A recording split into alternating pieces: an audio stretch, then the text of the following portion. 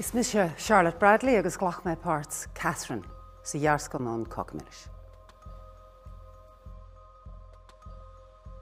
Scéile se faoi bhean Catherine agus tá sé géirí suspe go thugáil sa chéin. So gom sé ar a tréin agus búlann sí le fearr déistenach mína chuisteach éirí. Agus tarlaíon ordaí ar a tros. Nuair a bhí Brendan ag githe cácha bhí sé chu ufasach le fechanta mar is fuailm im. Bhí ag Brendan gur fuailm im. So nuair a chosa sé sna githe a cácha sin. Agus béidir go rá sé á ithe ar bheith béidir 3 uair nó 3 go le.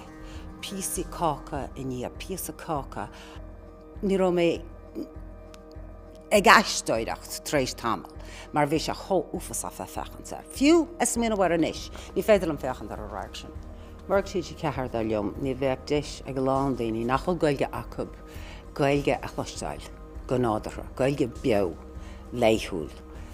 Daoine a déanú a chud gná trí gailge, ní bheith sé sin le cluisteáil ag lán daoine in san tíir se. Agus tá sé tábhachtta dar leom.